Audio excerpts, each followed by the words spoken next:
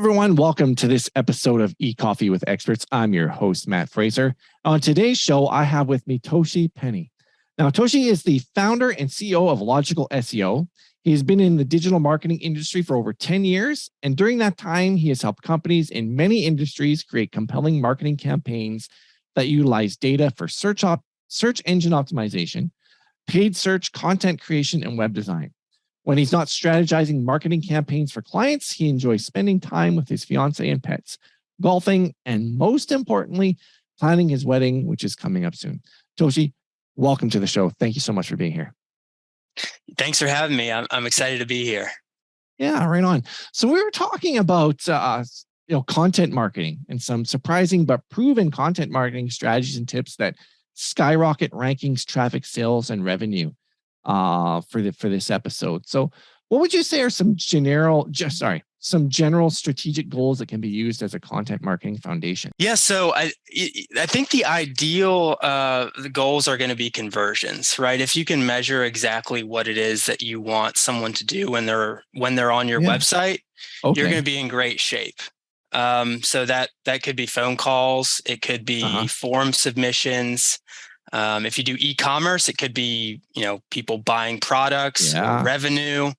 And then beyond that, if you've got a business, maybe you don't have all of that e-commerce stuff set up. If you can track things like form submissions, or even simpler, just clicks and impressions, right? If you're getting the eyeballs and you're getting clicks that are relevant to your business, then it's pretty easy to say, okay, this content is doing well. It's performing.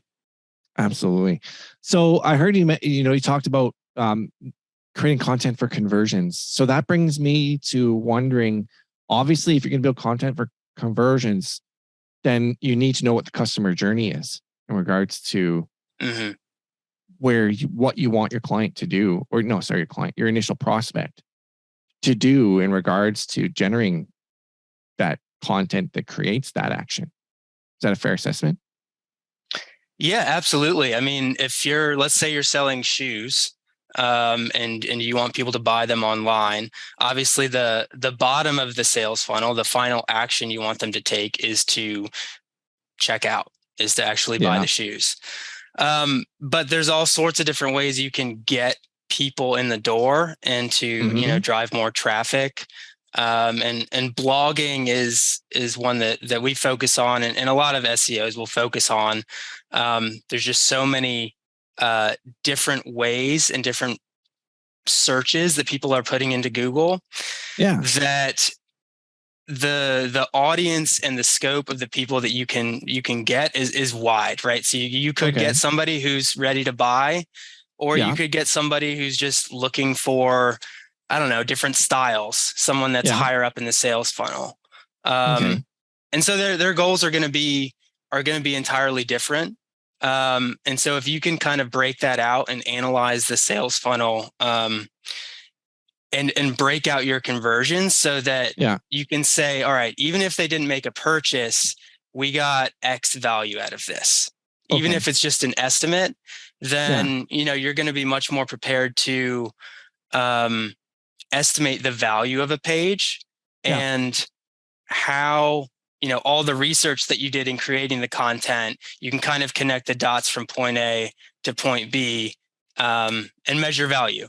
So that was kind of a long-winded answer to that. But let's unpack that a little bit. You talked about doing the research in regards, and you also talked about the people at the top of the funnel. What kind of content have you found works best for people at the top of the funnel? And how do you determine what type of content to create? Well, if we're talking about search, you see a lot of lists out there. People love lists, for better or for worse. You see a lot of lists, you see a lot of guides. It kind of depends on the keyword. So when you're doing keyword research, you want to make sure that you're looking at, you're Googling the keyword, and you're looking at the search engine results page and seeing, okay, what kind of content is ranking for this? Is it a list? Is it a guide? Is it just a question?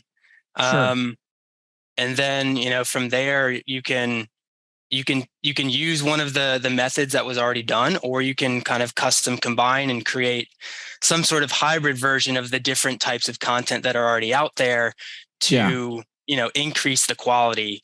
And Yeah. that's what you really need to succeed, is you need that quality content. Yeah. Brian Dean talked about this on his website, backlinko.com. Forgive me if I'm saying it wrong, or if it's the wrong domain, whatever. That's right. He sold to, obviously everybody knows he sold to SEMrush or SEMrush, whatever you want to say.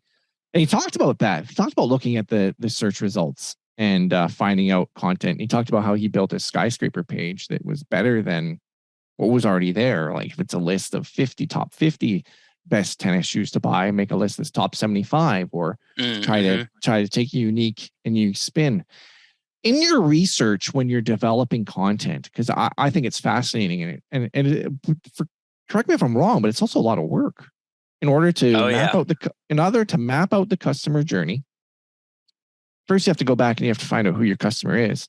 And I have found, in my experience, and from talking to a lot of business owners and agency owners, that a lot of the clients don't even know what their, even Fortune 500 companies don't even know who their customers are in regards to developing a customer persona. But do you have any kind of process or that you've developed in regards to when you do that keyword research? Okay, these are the types of keywords that are typically for top of funnel people. These are the type of keywords that are for middle of funnel people or searches. And these are the type of for bottom of the funnel. And these are the types of content that works best for them. For instance, you mentioned listicles and informational content for people at the top of the funnel. But what about content in the middle and the beginning to move them along that customer journey process? For instance, does video work better for, like, let's just say e-commerce, because we mentioned shoes. I imagine, but I don't have any data because I haven't done a lot of e-commerce sites myself.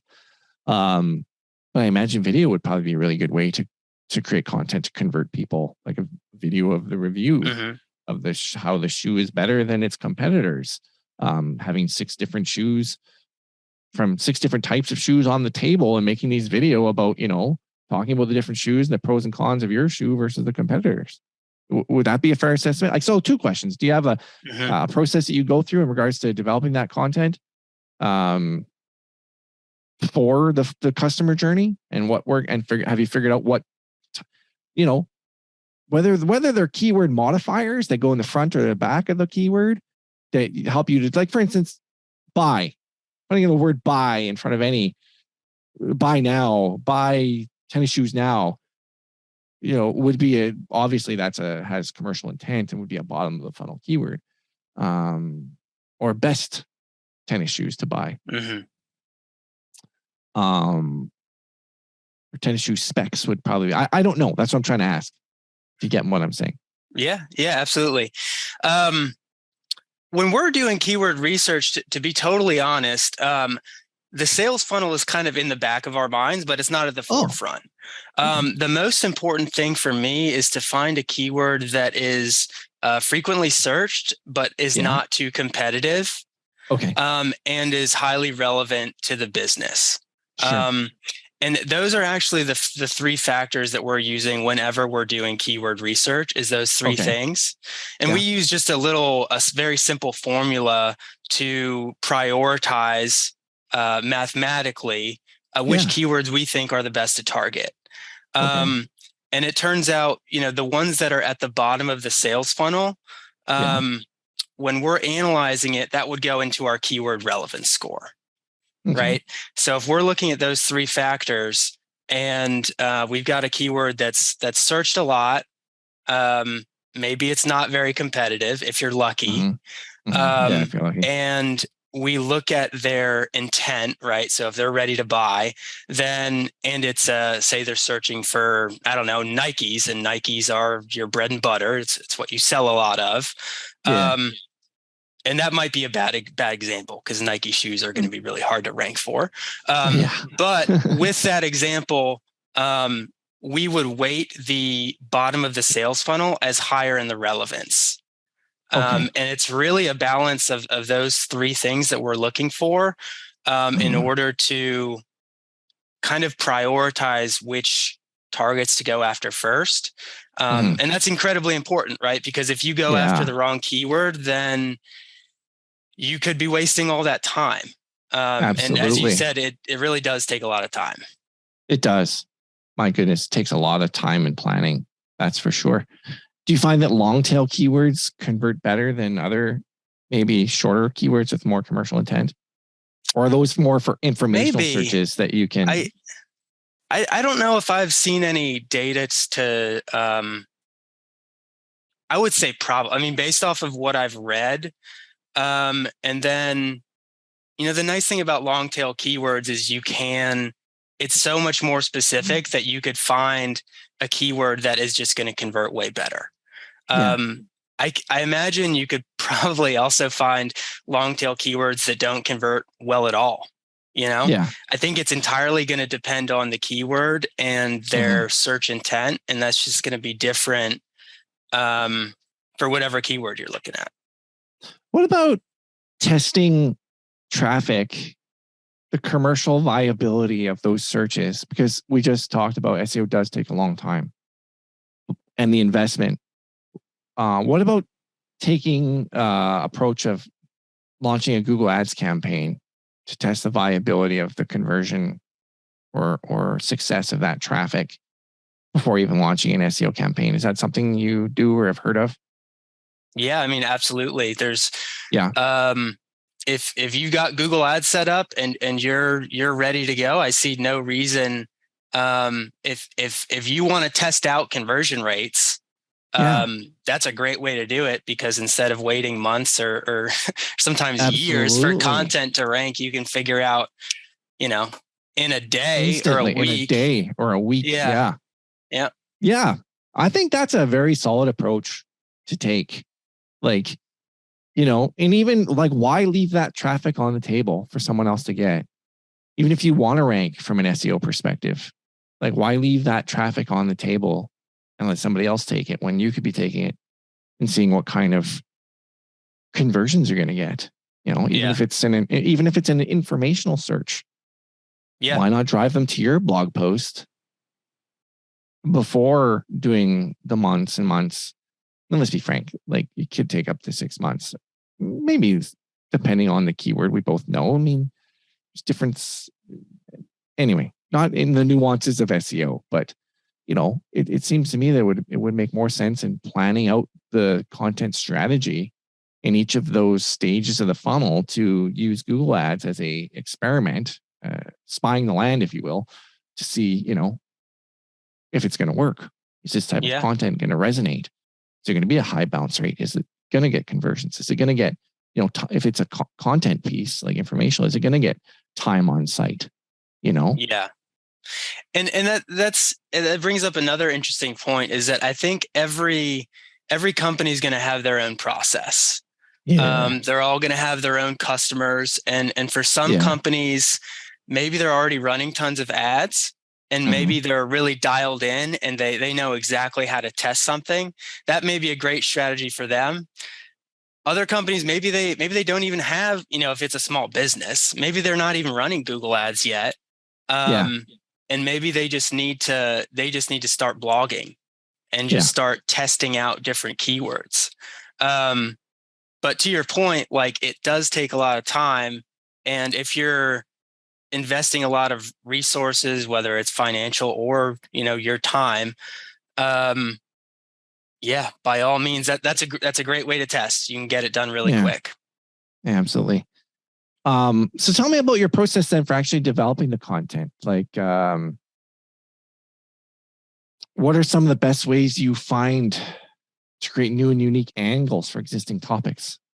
Yeah, I think two things. One is just analyzing the search engine results page. Okay. Actually, let's just start there. There's a lot you could unpack there. Sure. In the results page, there's so much information you could collect about what it is that people are looking for, how people are asking questions, what types of content are ranking well and why. If you have a little bit of an understanding of what Google is trying to do with their algorithm, which Mm-hmm. is just rank things correctly and get people information Mm-hmm. concisely and quickly. Mm-hmm. If you know that that's their goal, you can do all sorts of research just looking at one keyword, looking at related searches at the bottom of the results page. Oh yeah. That can give you, that can give you some better long tail keywords. If, say, the one that Mm-hmm. you're looking at initially that you searched is maybe too competitive. Yeah. You can enable Mozbar and look at keyword difficulty to see, all right, how strong are all the domains that are showing up for this keyword. And if they're all in the 70s, 80s, and 90s, and your domain authority is a 20 or a 10, then that's probably not a good keyword to target. Yeah, absolutely. You mentioned the Moz toolbar or extension or whichever. Are there any other tools that you use in your process? Yeah. So for keyword competition, Mozbar is my favorite because you can see it right there. I like using Mangle's keyword finder. I think the way that they built that tool is just really helpful because you get keyword difficulty, you get domain authority, which is the Moz ranking we were just discussing. You can create lists, and that's a good tool. But then, one that's free and maybe just underutilized is Google Search Console. That's data that you're getting right from the source. It's not estimates that you're going to get from all the different SEO tools that are out there. And there's just so much data you can find just from looking through the keywords that you're already ranking for. Yeah. And a great example of that is just looking at your keywords and clicks and sorting by impressions. And you can see, all right, if we sort by impressions, this is where we're showing up the most, but maybe we're on the 5th page. And just by manipulating that data, you can get all sorts of insights as to, other keywords you might want to target, as well as how difficult a keyword might be. Okay. What about tools for actually generating the content? For instance, a lot of people use tools such as Surfer SEO or Page Optimizer Pro or tools like that. Do you use those or do you recommend those? What are your thoughts on those tools? I've never been a huge fan of those tools. I think, and that's because they're automated, and what I want to do is I want to create the best content I can and help people that are searching whatever it is that they're searching for. Now, that's not to say that they're useless, right? Sure. One thing that is essential, obviously, is getting that title tag, or maybe that's not obvious. Title tags are really important. If you have a bum title tag, if you don't have keywords in there, the chances of you ranking they're just going to plummet. So the title tag is really important. There's a lot of things you can get feedback in an automated way using one of those tools that's going to be helpful. I personally don't use them, but that's not to rag on those tools. I mean, if you're not using headers, if you're not using title tags, creating then content you could outline. you could have all sorts of issues. And so, those tools are going to help point out those things. And, once you do enough SEO, once you're blogging enough, once you're analyzing keywords all the time, you get a much better sense for, okay, this is the type of structure for this content, or, we want to have more headers here, or this should be a list. You'll get a better feel for it. Yeah. With experience. Yeah. Yeah, absolutely. Well, here's a question. This seems to be the trend of the day, or whatever you want to call it, is in creating that content. With the launch of platforms such as Jasper AI and Copy.ai and other such sites. What's your thoughts on those things for creating the content? So that's a really interesting topic. With AI writing content, it's very easy to think that content marketing and SEO, the landscape could just drastically change. Mhm. I don't look at this on a day-to-day or even necessarily a monthly basis, but I haven't Sure, it's seen okay. any AI. I haven't seen any AI that creates content that is better than what a human could write, or kind of Mhm. if you can write an article that's generated by AI that you could say is maybe an 8 out of 10 in terms of content quality and Mhm. writing, Mhm. then I'm going to say that's probably good enough to use if it's Yeah. affordable.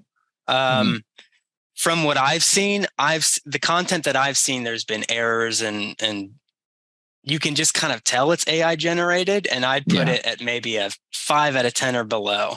But Yeah. if it's getting better, and it will get better, that's going to drastically change how people doing SEO create their content for very obvious reasons.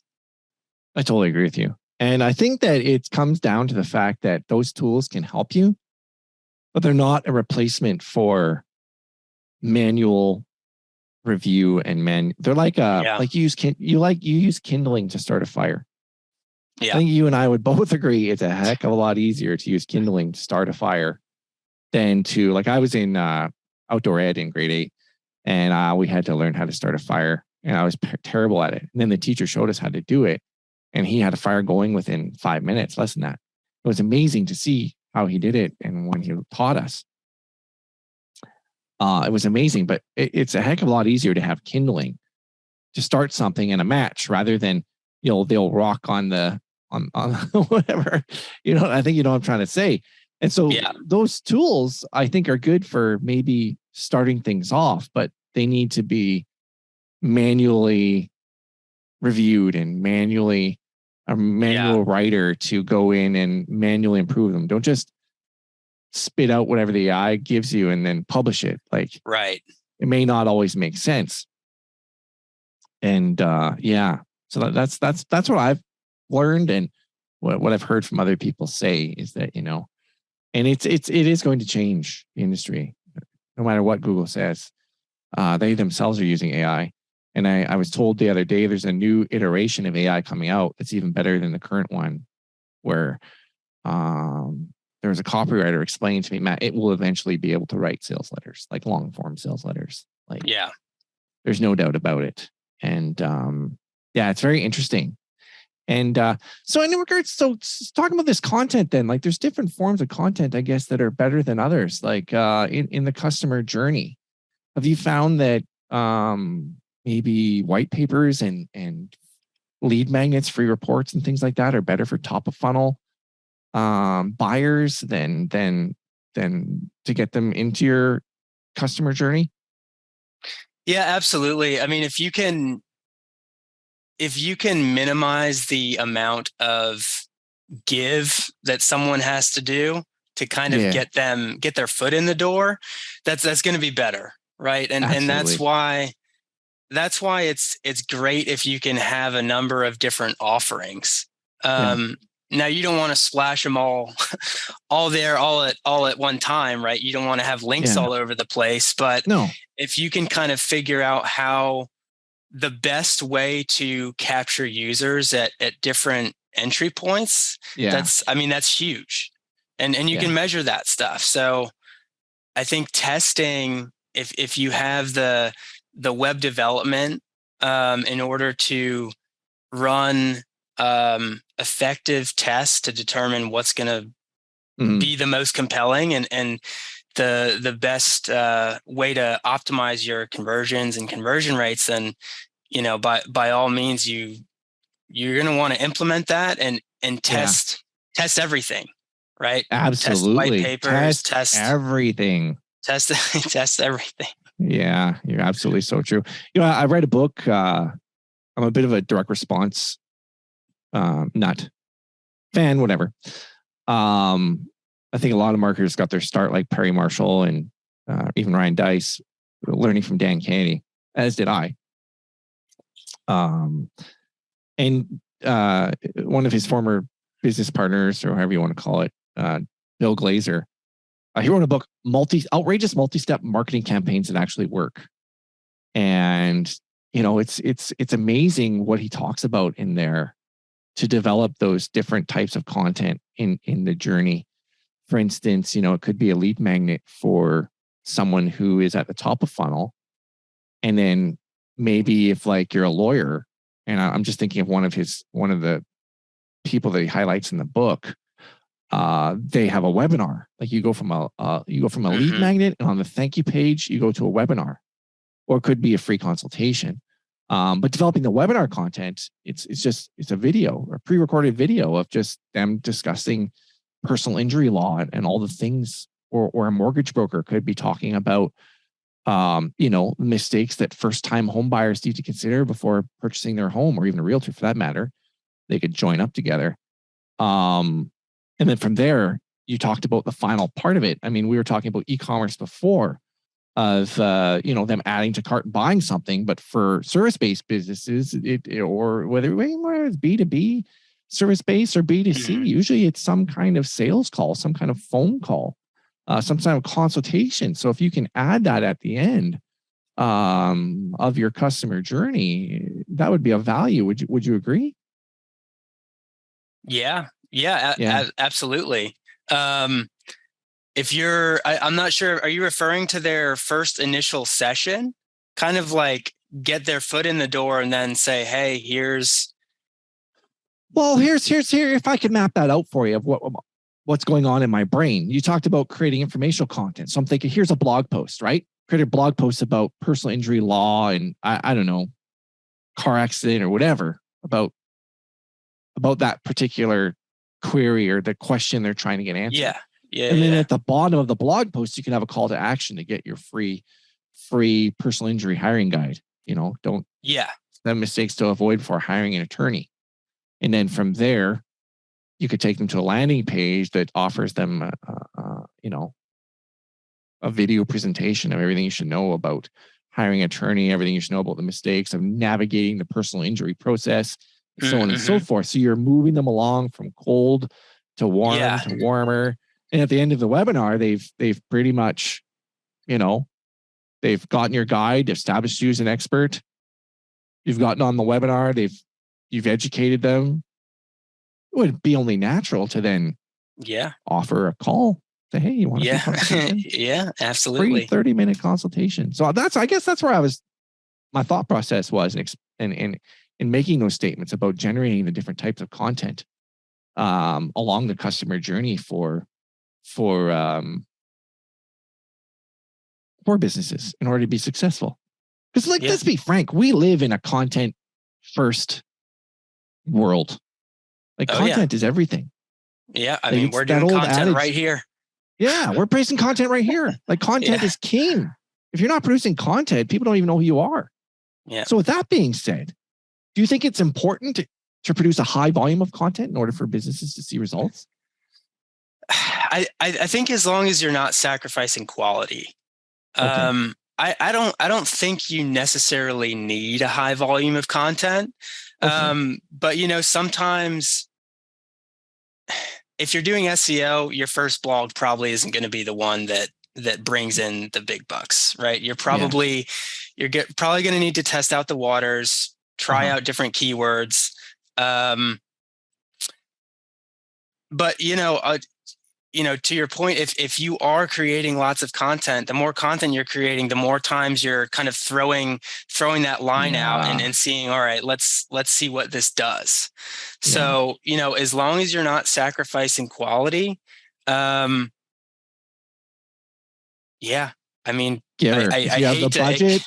I kind of hate to say to just churn out content, but I mean, the more volume you have out there, the more opportunities you have, for sure. I think HubSpot did a case study or shared a case study of, the more you blog, the more money you're going to make in business, period. Mm-hmm. Yeah. So if you could figure out, what the lifetime value of your customer is, and it's so easy nowadays, even a florist, I mean, those weddings, you can make some pretty good money from weddings. It's not just from a guy coming in to buy a bouquet. But if you can target weddings and funerals, I don't mean to be morbid, but weddings and funerals, like you can make some good money. And Absolutely. producing content is just as simple as taking a picture of the bouquets daily with your phone and putting them on Instagram, and offering a free wedding guide and partnering with a wedding planner. But anyway, I'm just off the top of my head thinking these things now. There was a question that I had though about, you had mentioned, and I should have asked it when you were talking about the producing the content and things like that. Oh yeah, here it is. Thank you, Brain. Is there a minimum amount of content? So we talked about the maximum amount. For instance, you can agree or disagree with this. I heard one guy say that if you're going to start a website, you might as well launch with a minimum of 30 blog posts, because you never get a second chance to make a first impression with Google. So if you're launching a website about renovations, like let's just say a renovation company, then might as well, I mean, content lasts forever. It's not like where you get a TV commercial or even Google ads that, you spend once and it's done, or radio, whatever. That you launch with 30 articles minimum, blog posts, in order to like really give Google an idea of what your site is about. And a minimum posting like at least anywhere from 1 to 3 times a week. I mean, just creating a schedule of one, Monday, Wednesday, Friday posting or whatever. But anyway, what are your thoughts on that? I think the more you can do, the better. If you're a small business, you don't have the budget and you just need to get a website up, like get your website up and you can come back to it. But if you are starting a new business and and I would also say that most people that are starting their business, they probably don't know a whole lot about SEO yet. No. But kudos if you do know all that about SEO and you got to hit the ground running. If you know that and you have the resources to do it, by all means, do it all. Get it all out there and start producing content, because when you are creating a new website and you're operating on a new domain with new content that Google hasn't seen, you really do want to get in there and produce a lot of content so that you can start seeing what people are searching for, getting leads, getting traffic. And if you just create a website without any blogs or any sort of strategy to bring in that traffic, it's going to be hard. Unless maybe you're doing social stuff and you just need a website for people to see that maybe has a form and some information. But if you're doing SEO at all, like, get it out there early, as soon as possible. But even that content, you mentioned social, even that content can be a means to sharing on social to get that traffic, to get that awareness, to get those conversions, it's so critical. It's just so critical. So I'm trying to figure out, how can small businesses then, like in your estimation, can you share a story of a content strategy that you implemented with such a business that maybe is a little bit of a case study? Sure. Yeah. So we worked with a medical billing company. At the time, they were headquartered in Chicago. And we started doing content for them in, I think it was 2018. And, the things that people search for, their target audience is pretty interesting, and it's pretty niche. And for somebody that knows nothing about medical billing and is just baffled by health insurance and whatnot in general, it's interesting to kind of get into that industry and audience.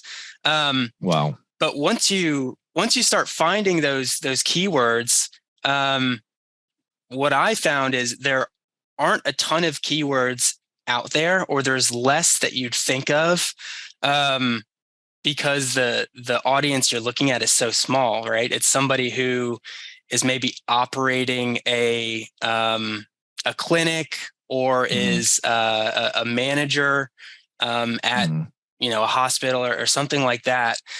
And figuring out the keywords that they're searching for is tricky, right? Because it's very niche. But with that niche, there's a lot less competition. And so once you find those keywords and you start writing about those blogs and you give it some time, if the keyword is good, the content is good, then, you know, over time you're going to see results. And sure enough, it took, I don't know, maybe a year or so, but after that content is published, you know, you're just generating ongoing traffic. It doesn't stop. It might decline over a 3 to 5 or 10 year period, but you write a blog. If you write a successful blog that drives, I don't know, 30 clicks a day or hundreds of clicks a day, you don't have to do that work again. It just drives traffic. It's one and done, kind of. Yeah, absolutely. So, you know, they did really well with content. And I think a lot of that came down to just finding the right keywords, and kind of having a lower, just not a very competitive niche, because it is a very specific industry. And so, you know, you're going to increase your chances if you're targeting those longer tail keywords or keywords that, you know, companies aren't going after left and right. So even though the keyword is low in search volume, because it's relevant to the business, you shouldn't dismiss it, but create that content, because it's going to get you that traffic and it's going to get you those leads. As long as it's focused on who your customer persona is and the searches that they're searching.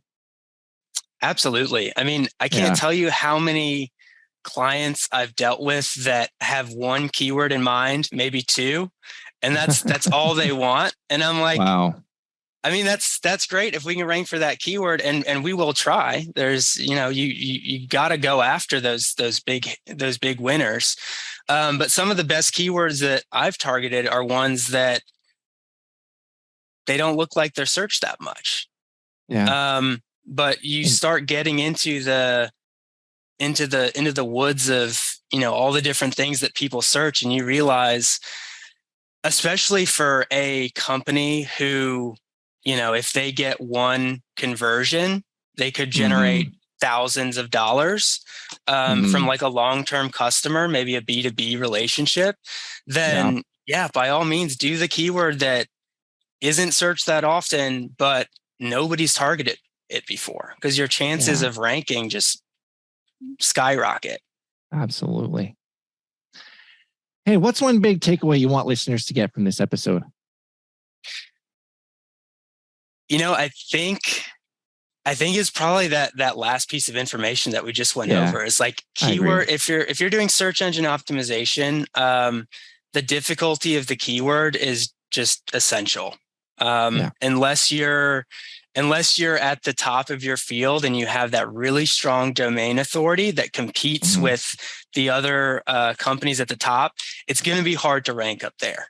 That doesn't mean don't try, but keep all your options open, cast a wide net, and look at those keywords that maybe aren't as competitive, because there's a lot of them out there. Absolutely. Hey, Toshy, how can our listeners connect with you online? Yeah, they can go to our website. It's logicalseo.net. If they want to email me directly, that's fine. It's Toshy, Toshy at logicalseo.net. Okay. And are you on Twitter or LinkedIn? I am on Twitter. I am on LinkedIn. I'm not big into social media. Certainly reach out to me, but until if people want to connect with you, they can find you there. I hate to say it, but no, I'm there, but I'll get back to you quicker over email. Sure. Sounds good. Hey, thanks so much for being on the show. It's been a pleasure having you here. Yeah, thank you. I appreciate you having me here. Right on. You have a great day. All right, you too.